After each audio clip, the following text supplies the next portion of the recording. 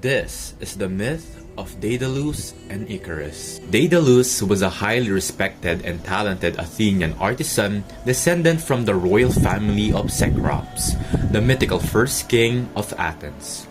He was known for his skill as an architect, sculptor, an inventor, and he produced many famous works. Despite his self-confidence, Daedalus once committed a crime of envy against Talus, his nephew and apprentice. Talus, who seemed destined to become as great an artisan as his uncle Daedalus, was inspired one day to invent the saw after having seen the way a snake used its jaws. Daedalus, momentarily stricken with jealousy, threw Talus off the Acropolis. For this crime, Daedalus was exiled to Crete and placed in the service of King Minos, where he eventually had a son, Icarus, with the beautiful Nocrate, a mistress slave of the king. Minos called on Daedalus to build the famous labyrinth in order to imprison the dreadful Minotaur. The Minotaur was a monster with the head of a bull and the body of a man. He was the son of Pasiphae, the wife of Minos, and a bull that Poseidon had sent to Minos as a gift. Minos was shamed by the birth of this horrible creature and resolved to imprison the Minotaur in the labyrinth where it fed on humans, which were taken as tributes by Minos and sacrificed to the Minotaur in memory of his fallen son Androgenes.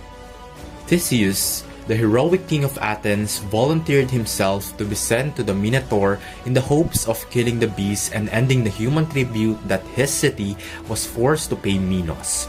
When Theseus arrived to Crete, Ariadne, Minos' daughter, fell in love with him and wished to help him survive the Minotaur. Daedalus revealed the mystery of the labyrinth to Ariadne, who in turn advised Theseus, thus enabling him to slay the Minotaur and escape from the labyrinth.